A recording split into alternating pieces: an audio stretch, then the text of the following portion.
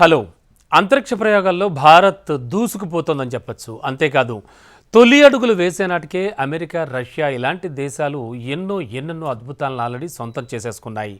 అయితే ఆలస్యంగా అంతరిక్ష ప్రయోగాలకు శ్రీకారం చుట్టిన ఇండియాకు చెందినటువంటి ఇస్రో అతి తక్కువ కాలంలోనే, అనతి కాలంలోనే ప్రపంచ దేశాలు ఆశ్చర్యపోయి అబ్బురపరిచేటువంటి అద్భుతాలన్నీ సాధించి సత్తా చాటుతోంది. ఇప్పటికే చంద్రుడిపై వరుస ప్రయోగాలు చేపట్టిన ఇస్రో నాసా లాంటి సంస్థకు కూడా సాధ్యం కానీ అనేక విషయాలను ప్రపంచానికి తెలియజేసింది.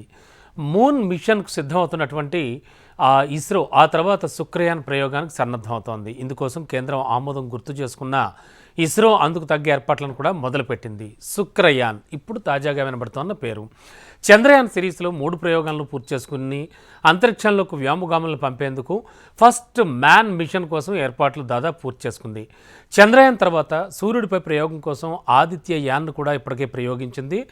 L1 ఆల్రెడీ అక్కడ చక్కర్లు కొడుతూ ఉంది. ఇక అంగారక గ్రహంపై కూడా ప్రయోగం చేపట్టి కీలక విషయాలను ప్రపంచానికి తెలియజేసిన శుక్రగ్రహంపై కూడా పరిశోధనల కోసం శ్రీకారం చుట్టారు. ఇక శుక్రుడిపై ప్రయోగం కోసం శుక్ర మిషన్ శుక్ర ప్రాజెక్టు విషయాన్ని కేంద్రం దృష్టికి తీసుకెళ్లగా ఇందుకు అవసరమైనటువంటి అన్ని సదుపాయాలు కూడా కల్పించడానికి కేంద్రం ఆమోదముద్ర వేసింది. ఇటీవలే పార్లమెంట్లో కేంద్ర ప్రభుత్వం ఇస్రో చేపట్టనున్నటువంటి ఈ శుక్రయాన్ ప్రయోగం కోసం అవసరమైనటువంటి బడ్జెట్ను కూడా ఆమోదించినట్లు తెలిపింది. బడ్జెట్తో పాటు మిగిలిన అన్ని అనుమతులకు కూడా సంబంధించి గ్రీన్ సిగ్నల్ రావడంతో ఈ శుక్రగ్రహ ప్రయోగానికి, శుక్రయాన్కి ఆ లైన్ క్లియర్ అయిందని చెప్తున్నారు. ఇస్రో డైరెక్టర్ నీలేష్ దేశాయ్ ఇస్రో చేపట్టనున్న శుక్రయాన్ ప్రయోగానికి సంబంధించినటువంటి వివరాలన్నీ ప్రకటించారు.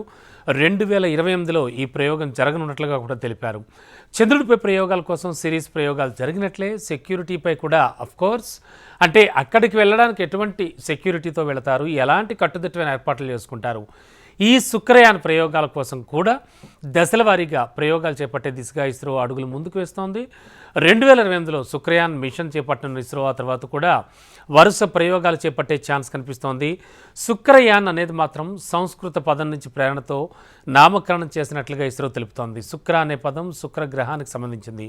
అయితే యాన అంటే సంస్కృతంలో క్రాఫ్ట్ లేదా వాహన నౌక అని కూడా అర్థం వస్తుందన్నమాట. అందుకనే శుక్రయాన్ అనే నామకరణం చేశారు. ఇక సెక్యూరిటీపై ప్రయోగం కోసం ఇస్రో చేపట్టనున్న తొలి ప్రయోగం ఇది. శుక్రగ్రహం ఉపరితలంపై ఉండే వాతావరణంలో దట్టమైన కార్బన్ డైఆక్సైడ్, అలాగే అగ్నిపర్వతాల్లో నిచ్చి ఉండే రసాయనిక చర్యలు ఇక్కడ అధికంగా ఉంటాయన్నమాట. భూమిని పోలిన ఉపగ్రహంగా చెప్పబడే శుక్రుడిపై ఉపరితల అన్వేషణ, అక్కడి లక్షణాలను గుర్తించడం, అలాగే భౌగోళిక ప్రక్రియలను పరిశీలించడం కోసం ఇస్రో ఈ ప్రయోగం చేపడుతోందని చెప్తున్నారు.